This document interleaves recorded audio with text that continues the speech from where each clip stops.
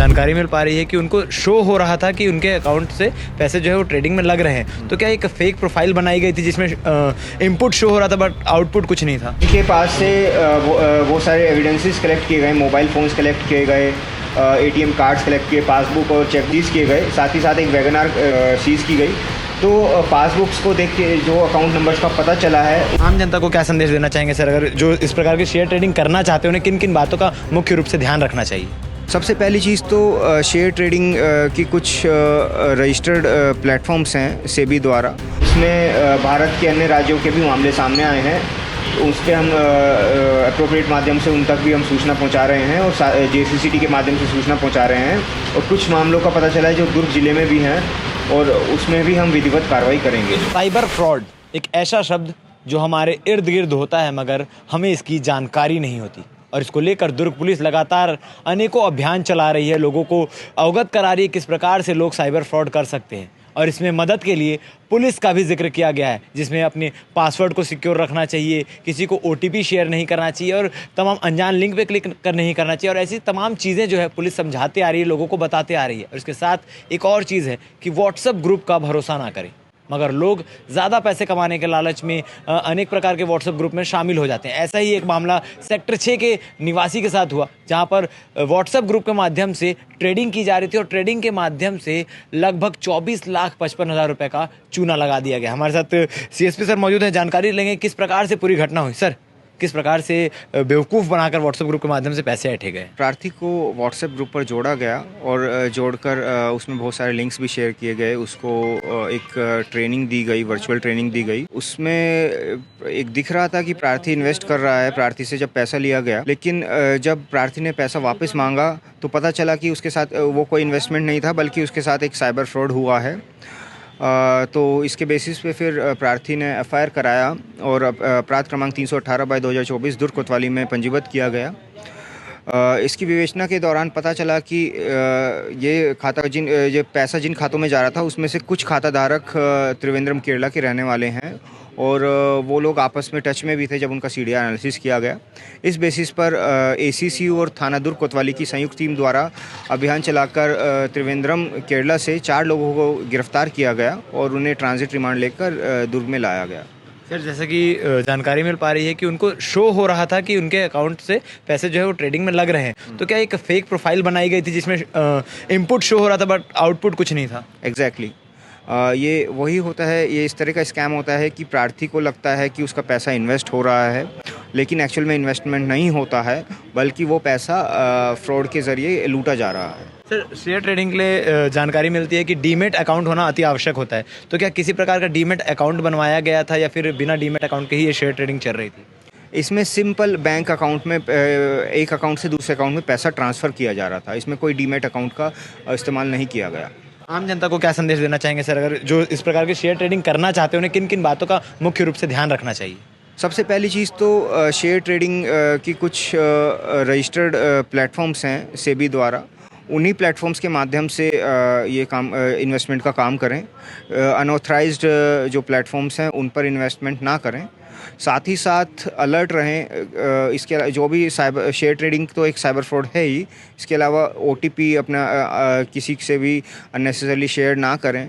और इसके अलावा जो भी अनजान लिंक्स हैं उन पे क्लिक ना करें। और अगर कोई भी साइबर फ्रॉड होता है तो तुरंत cybercrime.gov.in पोर्टल पर अपनी शिकायत रजिस्टर करें या फिर 1930 जो हेल्पलाइन है साइबर फ्रॉड की, उस पर कॉल करें।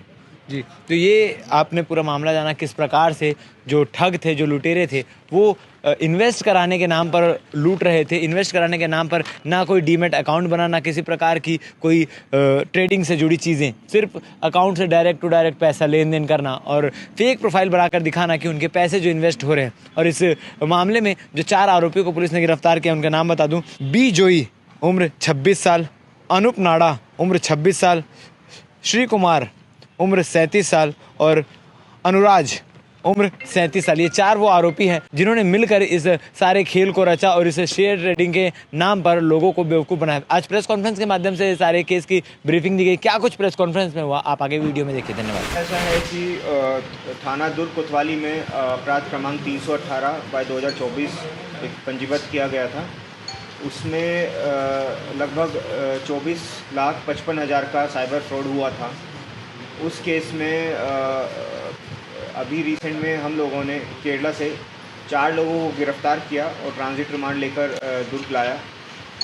तो इसमें ये 4 लोग ऐसे थे कि इनके अकाउंट में पैसा जा रहा था, ये साइबर फ्रॉड में शामिल थे, बेनिफिशियरी थे पैसे के।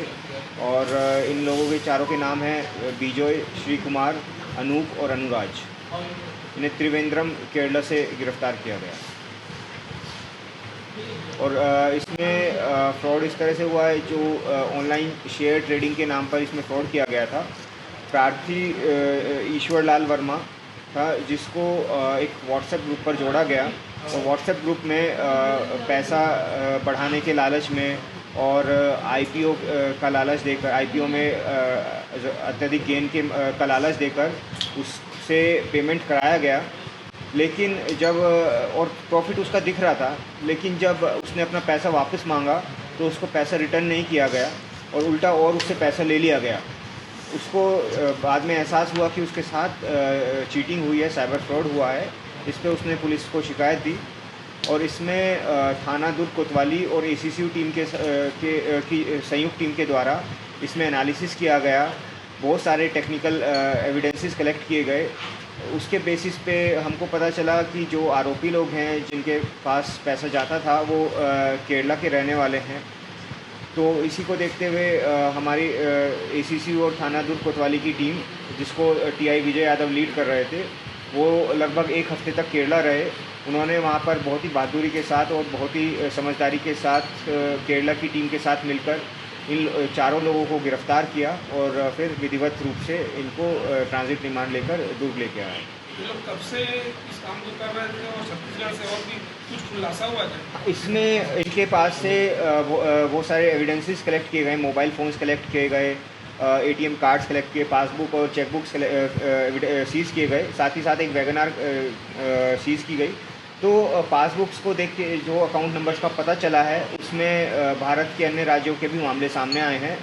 उस पर हम अप्रोप्रिएट माध्यम से उन तक भी हम सूचना पहुंचा रहे हैं और जेसीसीटी के माध्यम से सूचना पहुंचा रहे हैं। और कुछ मामलों का पता चला है जो दुर्ग ज़िले में भी हैं और उसमें भी हम विधिवत कार्रवाई करेंगे। जो एटीएम और ये जो पासबुक है, ये इनका है या किसी और से? इन्हीं लोगों का, इन्हीं से जब्त किया गया। इन्हीं के नाम से पूरा? हाँ सर, पैसे की कोई रिकवरी?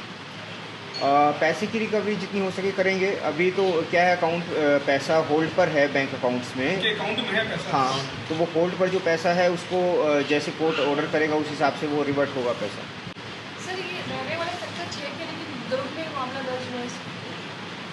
प्रार्थी जो है सेक्टर 6 के रहने वाले हैं ना जी। और मामला दुर्ग में, तो दुर्ग में रहते हैं क्या? रहना कहीं भी हो सकता है, अच्छा, तो एक मामला मामला वहाँ था। दर्ज कराए हैं, हो सकता है उनको वर्क करो। इन लोग प्रॉपर केरल के रहने वाले हैं कि अलग अलग? नहीं, केरला के ही रहने वाले हैं। ये लोग कब से इस टाइप का काम कर रहे हैं, कुछ बताया कि पूछताछ में? ये लोग अभी हम कर रहे हैं जांच, हो सकता है बहुत पहले से ही कर रहे हों। अभी क्या है कि ये लोग हैं, इनके अलावा और भी बहुत सारे लोग हैं जिन तक हम पहुंचने का प्रयास कर रहे हैं। जब हम लोग सब तक पहुंच जाएंगे तभी ये चीज़ क्लियर हो पाएगी। ये लोग कब से कर रहे हैं, कुछ बताया क्या? अभी तक ये नहीं पता। ये लोग पूछताछ कुछ हुआ नहीं?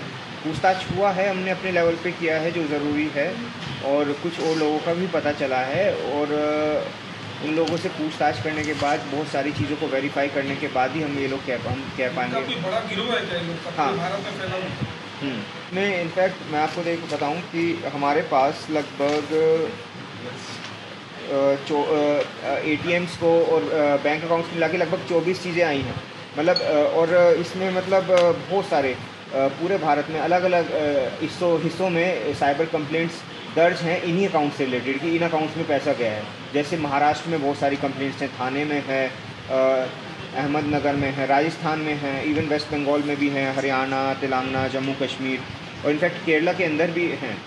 तो इसमें ये एक बहुत बड़ा गिरोह है और ये लोग पूरे भारत में साइबर फ्रॉड करते आए हैं। और मैं अपनी दुर्ग की टीम को बधाई देना चाहूँगा कि इन लोगों ने मतलब इतने बड़े फ्रॉड को पकड़ा है।